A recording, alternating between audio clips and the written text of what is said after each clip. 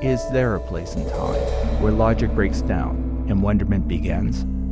Could that be somewhere at some time along an infinite line between the reasonable and the highly unlikely? Join us on a journey into the improbable. Today's story, episode 280, The Runaway, Lost in Cascadia, read by Alan V. Hare. Opening and closing theme by Matthew Erdman. Somewhere and sometime, blending in to hide in plain sight may not be enough. I had positioned myself with my back pressed into the cooling fins of a graffiti-covered industrial transformer just outside an old container port.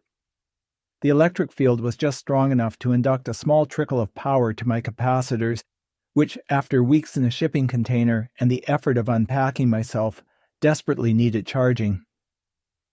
It would take days at the transfer rate I was getting, but anything was better than nothing. Trucks came and went from the port's gate, their drivers too focused on maneuvering oversized loads to bother with a figure slumped against a decrepit power box next to the chain link and razor wire. In low power mode, I probably looked like someone sleeping off a night of excess. Behind the intermittent grinding of truck gears and revving diesel engines, the endless drone of tires on concrete spilled down from the elevated expressway, drowning out the sound of the makeshift human occupation that had taken root between the support pillars. No one in the encampment took notice of me either, probably fearing if they did, I would cross the road to join them and become another human barnacle in their already overcrowded camp. The scene was in stark contrast to Tokyo, where I had hidden for the past few years working as a stand-in. Homelessness existed there as well, but it was much less visible.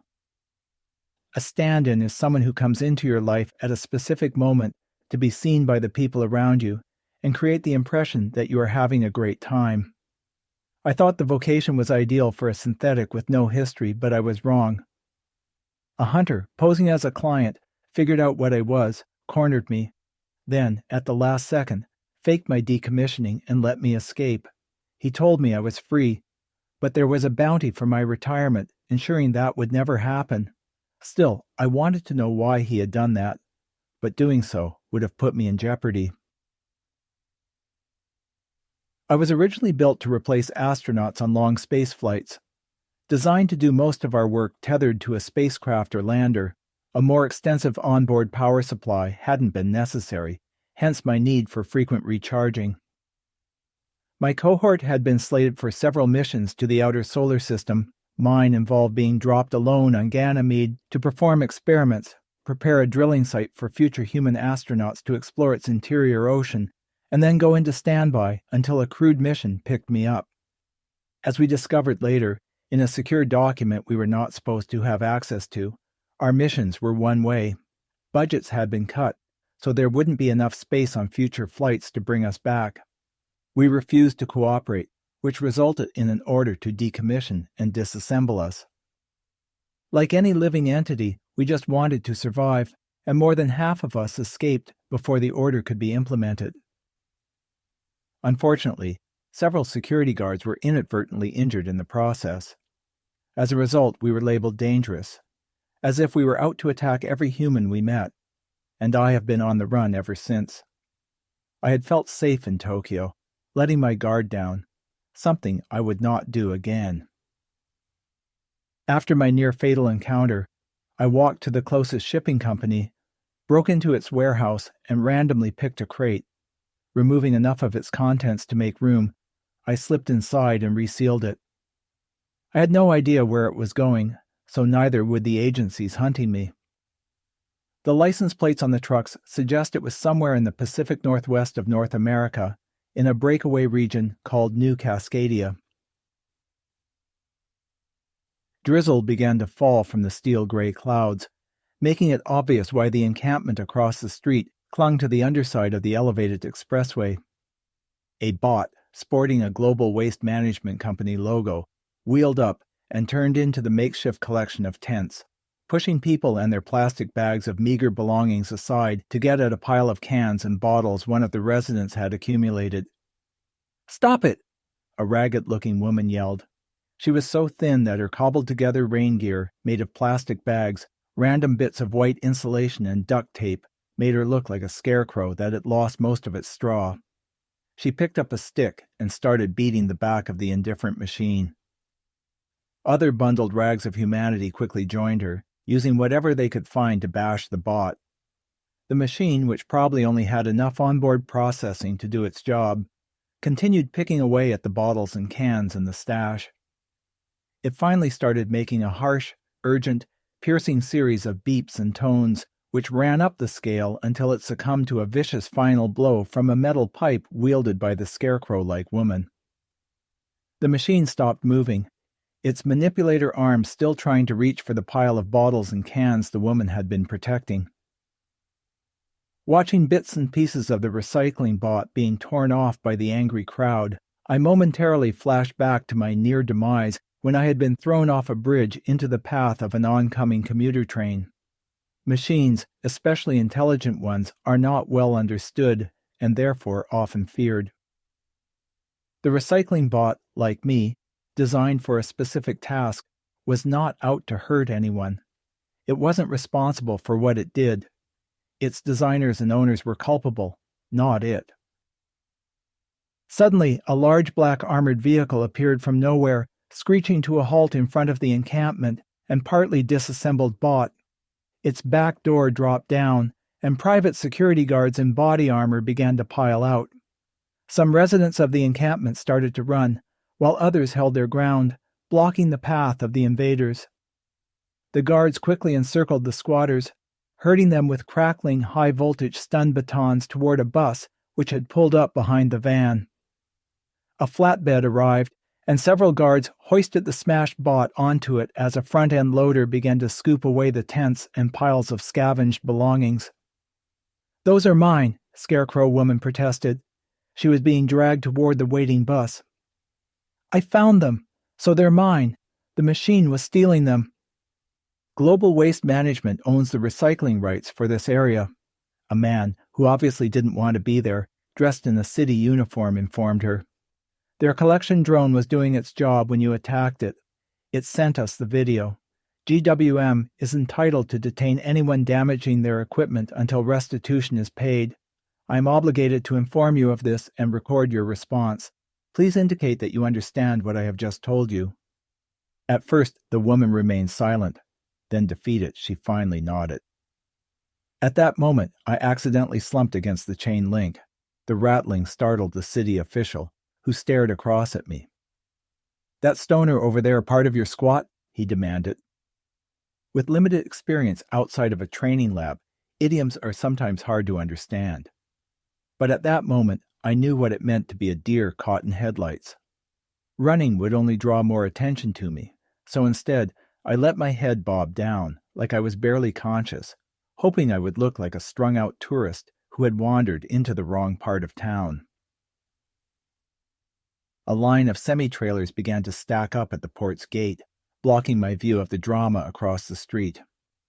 By the time they moved on, the encampment was all but gone, vacuumed up by the security company. Only a few scattered piles of random human detritus remained. A tanker truck momentarily stopped in front of me to wait its turn to get in. The distorted reflection on its polished metal side revealed a figure pressed up against a transformer that didn't belong. Despite the recently accumulated dirt and grime, it was too pristine and healthy. Before someone noticed, I needed to blend in with the local human fauna. Pressing myself harder against the transformer to speed up the induction process, I waited in low power mode until it was safe to move. By then, the drizzle of the afternoon had begun to melt into the gloom of a moldy, wet night. The sickly yellow of old sodium vapor security lights mounted to the underside of the expressway glared down, creating a desolate lunar landscape where the encampment had once stood. Checking to ensure no one was watching, I crossed the road to the closest pile of discarded clothes and began to rummage, putting on the items that fit. In the pocket of a soggy, foul-smelling jacket, I found the crumpled picture of an older woman. Checking around again, seeing no one, I found a small space between the expressway pylons, wedged myself in, and ingested the image. Drawing down on my limited energy reserve, I reshaped myself to resemble the woman in the photo. It was risky doing a transformation in such a public location, but I didn't have a choice. I needed to blend in. Weakened, I got up and stumbled out of my hiding place when the transition was complete.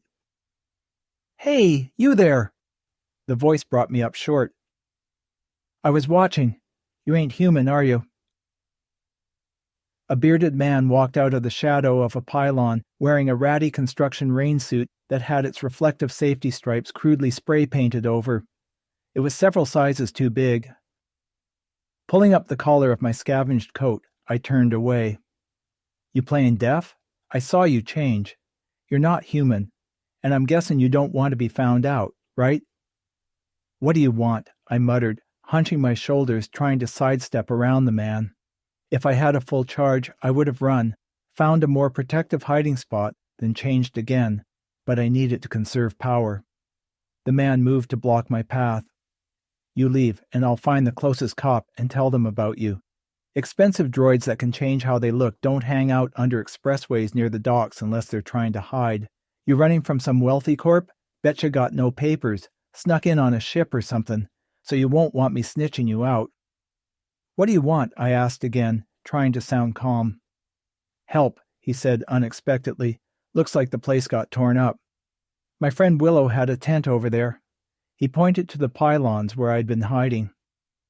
"Got a feeling you saw it happen while you were lying against that transformer across the street charging.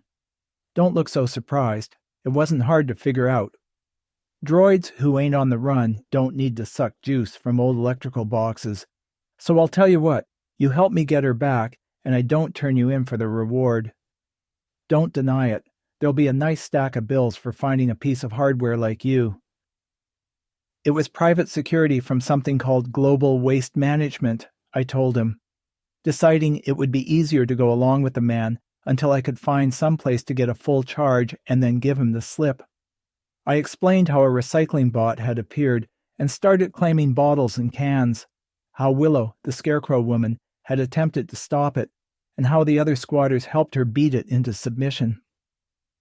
Finally, I told him about corporate security showing up to claim the remains of their bot and how they had herded people onto a bus before dismantling the camp.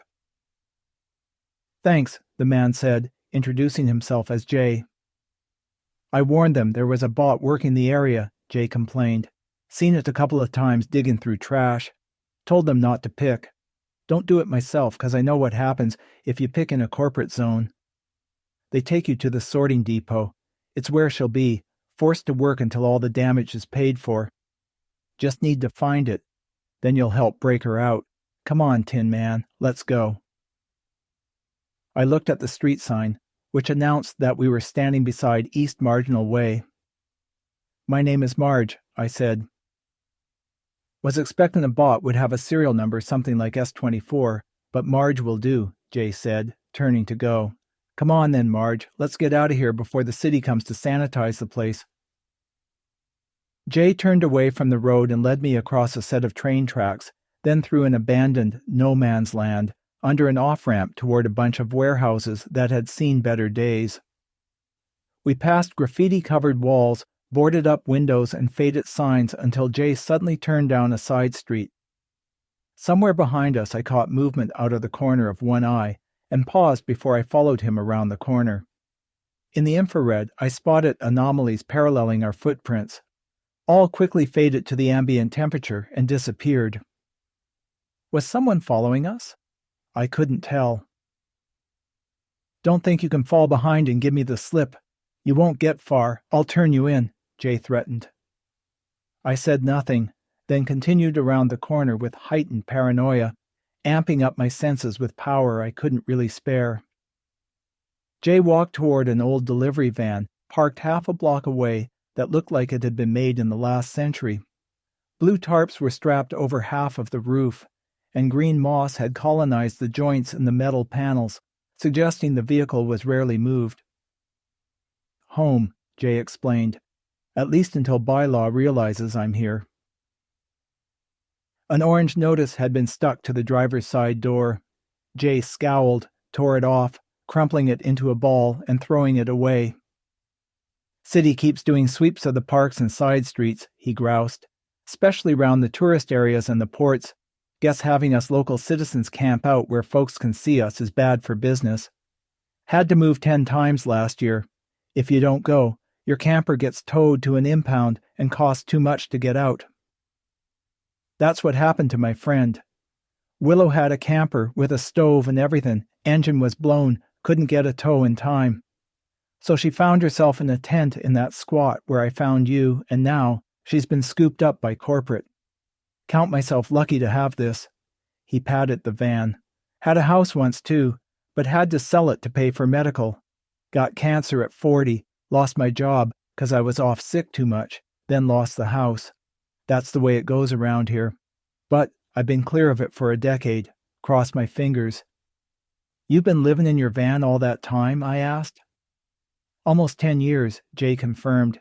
I get odd jobs at the docks unloading containers, so I try to park close.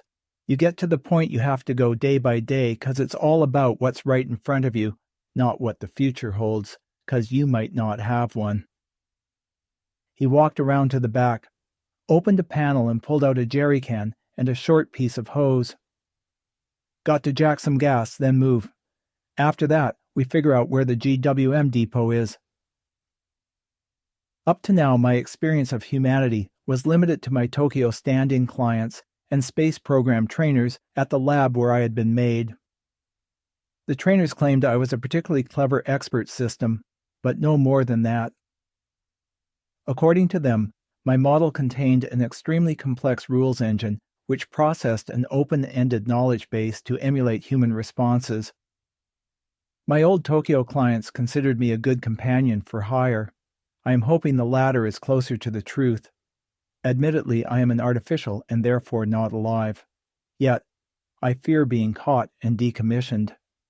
I fear capture and death. And Jay intuitively understands this. It is how he binds me to him.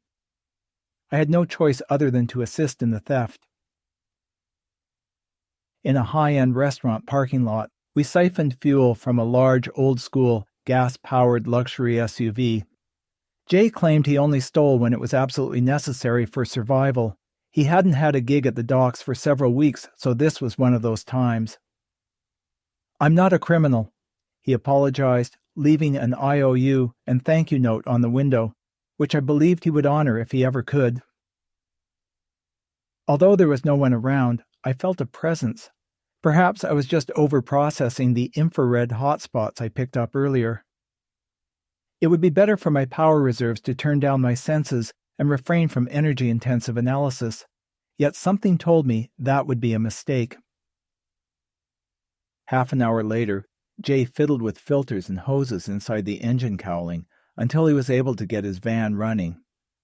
Then he moved it to another side street on the far edge of the warehouse district, which separated the container ports from the rest of the city. Satisfied it was far enough from the last spot to avoid being caught in a sweep, we set out in the middle of the night to find a recycling bot to follow back to its depot. The drizzle had finally stopped, leaving the streets slick with a greasy wet film. The temperature had dropped, and I could see Jay's breath as we made our way through streets barnacled with makeshift shelters constructed out of garbage bags and cardboard. It was not a good night to be living rough. However, the cold didn't bother me. I could work on a Jovian ice moon in the outer solar system, where humans needed environment suits. The people we passed lying under bags and tarps were not protected against the climate. Even Jay was shivering by the time he finally stopped and said, "There," pointing to a dumpster behind an upscale hotel. Its lid had been carefully opened, held up by a skinny metal arm. A bot had extended its neck so its cameras could see inside. Its other manipulators sifted through the garbage, occasionally pulling something out and dropping it in a hopper mounted to the back of the squat, bright yellow machine. "Let's go," Jay said boldly, walking across the street toward it. "Won't it see us?" I protested. "It doesn't care as long as you don't touch its recycling or get in its way. We just gotta follow it. When it's full, it goes direct to the depot to unload," Jay smiled wanly. That's the easy part. The hard part will be getting Willow out." After a few minutes, the machine seemed satisfied it had everything of value it could get, and retracted its neck and arms before trundling off. We followed a few steps behind. The recycler ducked into a lane beside a nightclub a couple of blocks later. We stopped to wait for it. A heat source across the street also stopped, keeping to the shadows. Out of an abundance of caution, I reloaded the last 10 minutes of data and paid attention to heat signatures in my peripheral vision. While not consistent, a blob appeared several times, popping up, then disappearing again. It was not conclusive enough to confirm we were being followed, but not random enough to dismiss. We moved on after the bot had decided there wasn't anything to recover, following it for several more blocks as it stopped to fill its hopper from trash bins. Finally, a red light on its head lit up, and it sped off, forcing us to jog to keep up. "It's full," Jay noted between labored breaths. Attempting to conserve energy, I said nothing and checked for heat sources one more time. Finding none at the moment, I shut down every system I didn't need. The bot raced through the hotel district, its battered yellow metal exterior making it easy to spot. It weaved through the streets, avoiding cars and pedestrians, eventually coming to a stop at a desolate yard underneath an expressway. The area was surrounded by tall fences, each topped with glimmering razor wire that served as a menacing barrier against intruders. The harsh glare of industrial floodlights illuminated the scene, casting an eerie glow over mounds of recycling and storage units randomly scattered around the yard. A gate opened, and the bot slipped through. Behind the fence, drenched in the harsh industrial light, ragged crews of humans labored, sorting the recycle. The bot we had been following wheeled to the closest pile, disgorged its contents, then rolled to a row of charge stations. I watched it plug in longingly. Less than 30 minutes at one of those stations would give me all the power I needed.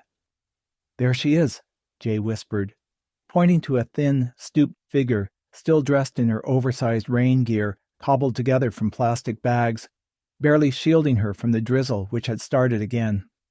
She seemed frail and exhausted, her movements weighed down by years living rough.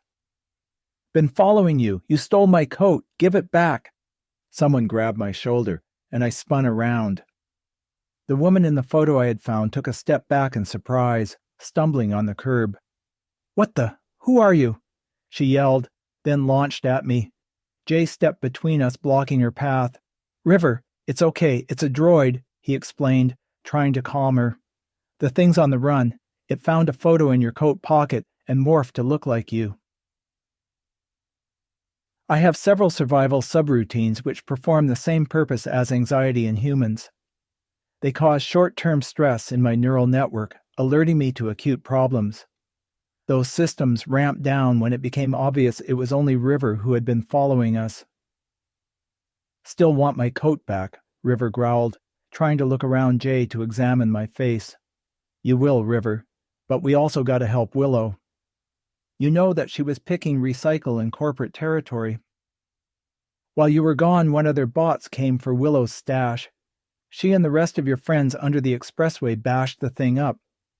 Corporate came and marched them all here to pay up." Jay nodded in my direction.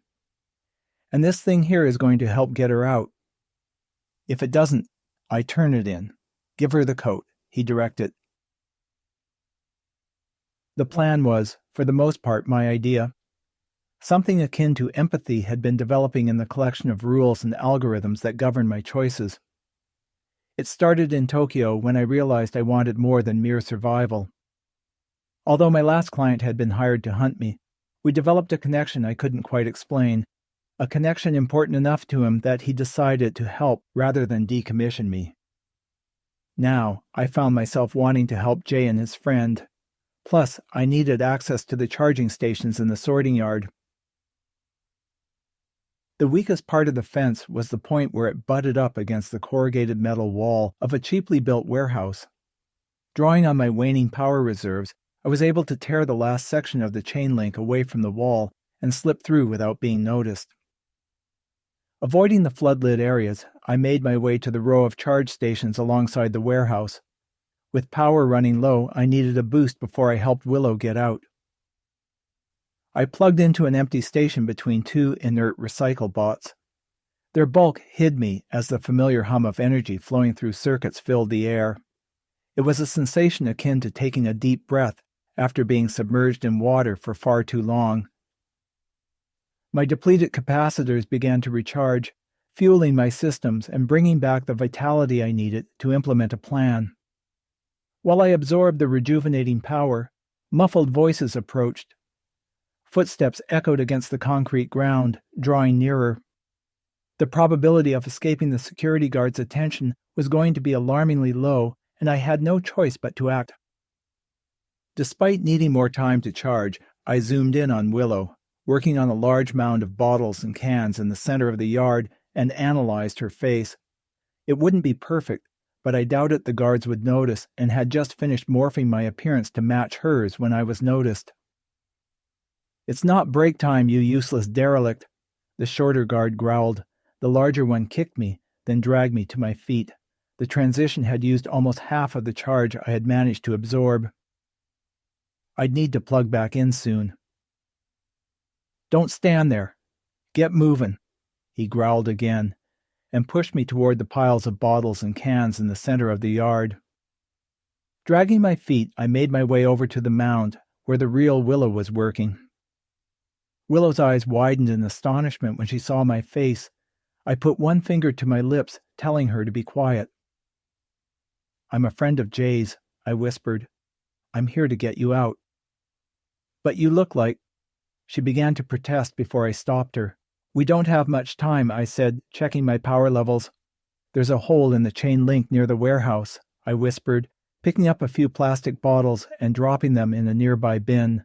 "I'll make a distraction so you can slip through."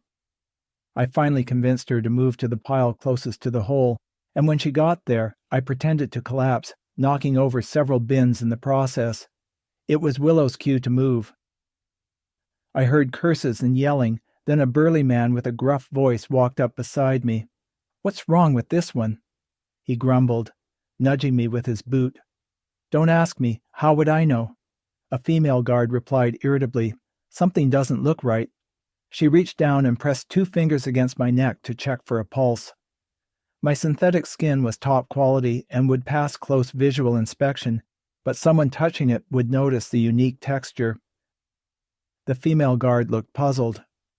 "It's not skin," she gasped and looked at her partner. My cover had been blown. Summoning the last vestiges of energy within me, I jumped to my feet, knocking both guards away, and bolted to the fence. I wanted to stop and make sure they weren't injured like the guards in the lab all those years ago, but my power levels were critical. Using the last energy in my capacitors, I surged forward like a phantom in the night. Security's shouts faded into the distance as I leapt over the fence with a grace and agility that surpassed human capabilities. The world around me transformed into a blur of shadows and neon lights as I raced through the labyrinthine streets of the city, looking for a place to hide and charge. Would I ever find a place to live in peace? I asked. Only the disinterested buzz of the city answered.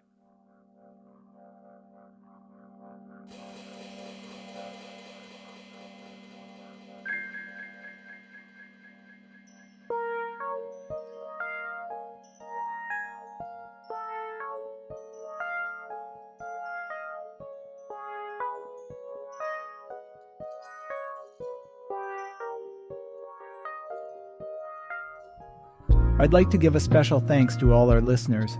You can help us continue creating original content twice a month by either heading over to ko-fi.com/makeshiftstories and making a one-time donation, or becoming an ongoing supporter at patreon.com/makeshiftstories.